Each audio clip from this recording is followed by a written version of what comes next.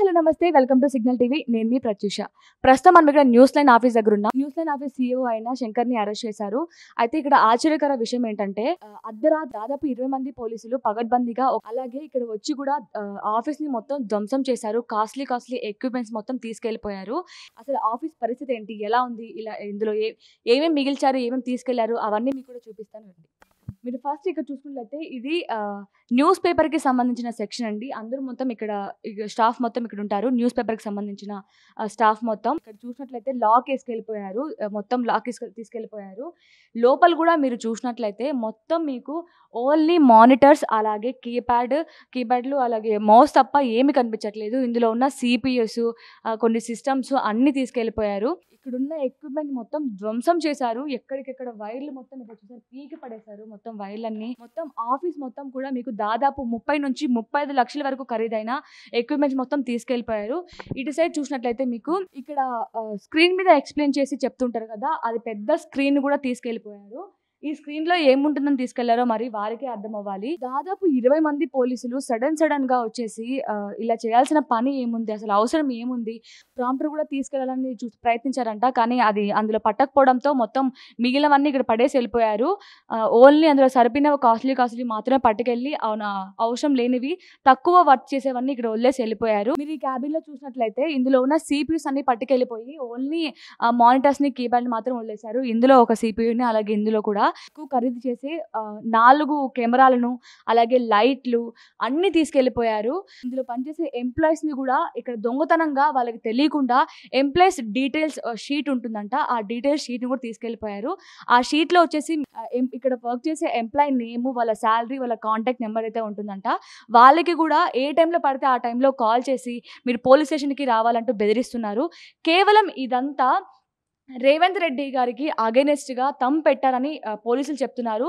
దాదాపు 20 మంది పోలీసులు ఒక నక్సలైట్ ని పట్టుకోవడానికి వచ్చినట్లు సడన్ గా ఆఫీస్ కి రావడం, వాళ్ళతో పాటు వస్తూ కూడా టెంపోలను అలాగే ఆటోలు తీసుకొచ్చి ఇక్కడున్న ఎక్విప్మెంట్ ని మొత్తం అప్పటికప్పుడే ఇంట్రాగేషన్ అవ్వకముందే ఇక్కడున్న ఎక్విప్మెంట్స్ ని మొత్తం అలాగే ఇక్కడ దాదాపు 6 PCS సిస్టమ్స్ అయితే ఉన్నాయి. దానికి సంబంధించిన 2 CPU సిస్టమ్స్ కూడా వాళ్ళు తీసుకెళ్లిపోవడం జరిగింది.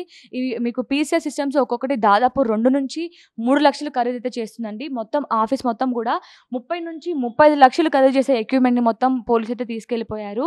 అప్పటి వరకు ఈ సంస్థ వాళ్ళు మళ్ళీ తిరిగిచ్చే వరకు ఈ సంస్థ ఎలా నడుస్తుంది, ఇక్కడైతే పెద్ద ఒక హార్డ్ డిస్క్ అయితే ఉండేదంట, ఆ హార్డ్ డిస్క్ ని కూడా తీసుకెళ్లిపోయారు. అలాగే మీరు ఇక్కడ చూసినట్లయితే ఇది మొత్తం ఇక్కడున్న అన్ని సిస్టమ్స్కి స్టోరేజ్ అయితే ఇస్తుంది.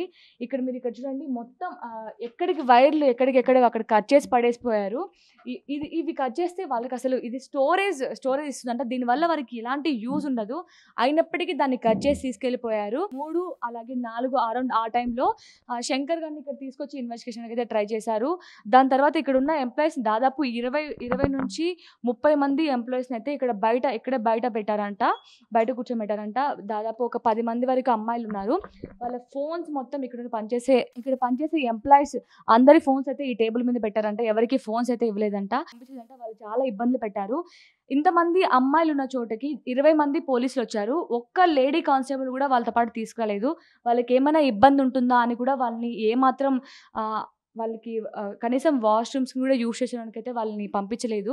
చాలా ఇబ్బందులు పెట్టారంట. నార్మల్గా అయితే మనకి ఈ ఆఫీస్ మొత్తం తమతోనే మనకి ఎంటర్ అవ్వాల్సి ఉంటుంది. పోలీసులు కూడా శంకర్ గారితో పాటు పోలీసులు కూడా వచ్చి మొత్తం ఆఫీస్లో ఉన్న ఎక్విప్మెంట్స్ మొత్తం వాళ్ళతో హ్యాండ్ ఓవర్ చేసుకున్నారు.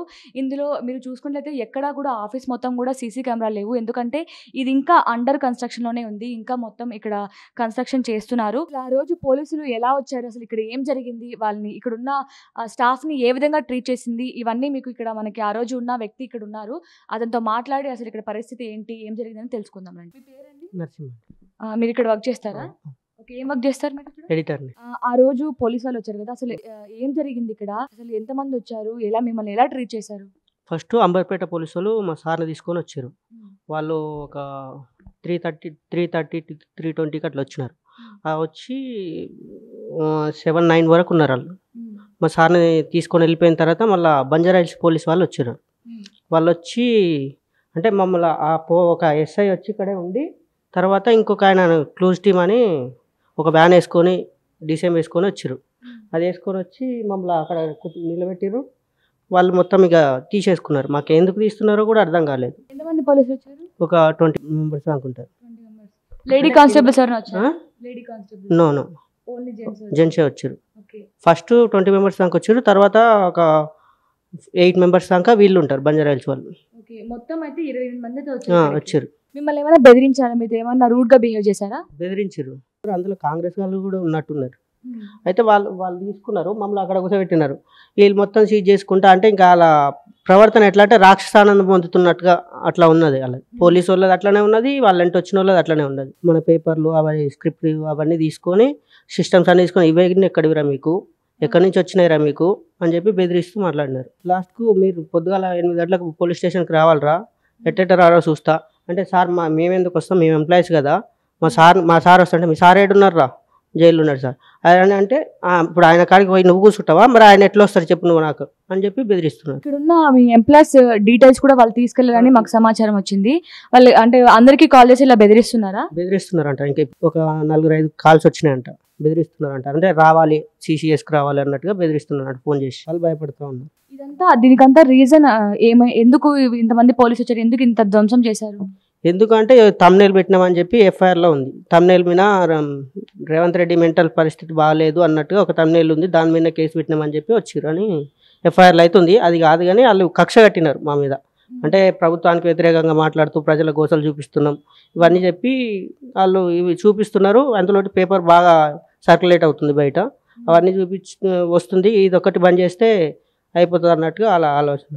ఇక్కడ లేడీ స్టాఫ్ కూడా ఉన్నారు కదా, వాళ్ళని కూడా ఏమైనా ఇబ్బంది పెట్టారని మేము విన్నాం.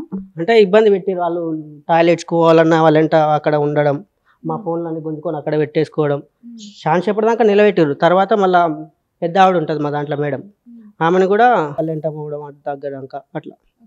మిమ్మల్ని ఆ రోజు 9 గంటలకైతే పోలీసు వచ్చారని చెప్పారు ఇక్కడికి. మిమ్మల్ని ఆ రోజు నైట్ ఎంతవరకు ఉంచారు మొత్తం స్టాఫ్ని ఇక్కడే? అంటే వాళ్ళని 9:30-10 దాకా వాళ్ళని ఉంచినారు. నన్ను ఇంకొక అబ్బాయిని ఇక్కడ ఉంచినారు. అయితే వాళ్ళందరిని నిలగొట్టి నన్ను ఇంకొక అబ్బాయిని ఉంచినారు. నైట్ మాకు 12-1:30 దాకా అయింది ఇక్కడ. ఆ టైం వరకు మిమ్మల్ని ఏమైనా క్వశ్చన్స్ వేయడం కానీ, మిమ్మల్ని ఏమైనా ఇబ్బంది పెట్టడం కానీ అలాంటి ఏమైనా చేశారా? అదే ఇక బెదిరించడం. ఇవన్నీ ఎక్కడి నుంచి వచ్చినాయిరా అంటే, కొన్ని బిల్స్ ఉంటాయి మావి, అవి సార్ అవి బిల్స్ సార్, అవి మేము బిల్స్ మావి కదా, బిల్స్తో మీకేం పని అంటే, ఈ బిల్స్ ఉంటేనే కదా లెక్కలు తెలిసేది అని చెప్పి బెదిరించడం. బెదిరించి ఇంకా లాస్ట్ మేమేం చేయలేక ఇక కిందికి ఆడ మెట్ల దగ్గర కూర్చున్నాం. పోయి వాళ్ళు ఇక టీవీని ఎత్తుకపోవడాలు రకరకాలుగా చేసినారు. ఒక్కొక్కటి చూస్తే ఇక వాళ్ళ నవ్వులు అదంతా వేరేలా ఉన్నాయి. ఇప్పుడు ఇక్కడ పనిచేస్తున్న స్టాఫ్ పరిస్థితి ఏంటంటారు? ఇప్పుడు బయట కూడా జాబ్స్ దొరకట్లేవు కదా. రేవంత్ రెడ్డి కూడా 2 లక్షల జాబులు ఇస్తా అంటున్నాడు, అది అంటున్నాడు. వాళ్ళు కూడా రోడ్ల మీదకి గ్రూప్ 1 రాసిన వాళ్ళందరూ రోడ్ల మీదకి వచ్చాయి. ఇప్పుడు మామూలుగా తక్కువ చదువుకున్న వాళ్ళకి బయట దొరికే అది లేదు, అందరు రోడ్డు మీద పడ్డది 30 మంది దాకా. మా ఫ్యామిలీస్ కూడా భయపడుతున్నారు, ఎందుకు నీకు ఆ జాబ్ అంటున్నారు, అవతల పోతే వేరే జాబులు దొరికేటట్లేవు. రకరకాల ఇబ్బందులు, రూమ్ రెంట్లు ఉంటాయి, కొంతమంది పెద్దోళ్ళు ఉన్నారు, వాళ్ళకు పిల్లల ఫీజులు అవన్నీ ఉంటాయి. ఇప్పుడు స్కూల్ స్టార్ట్ అయ్యే టైము, అది చాలా ఘోరంగా ఉంది పరిస్థితి, చాలా భయపడుతున్నారు. చూసారు కదా, ఇది ఇక్కడ పరిస్థితి ఇంత దారుణంగా ఉంది. అసలు ఇక్కడ ఏం జరిగింది, ఎలా జరిగింది అనేది ఇక్కడ పనిచేసే వ్యక్తితోనే మాట్లాడి మీరు కూడా విన్నారు. అసలు ఇది రేవంత్ రెడ్డి గారు చేస్తున్న ప్రజాపాలన. ఇది కెమెరామెన్ మహేష్తో ప్రత్యూష.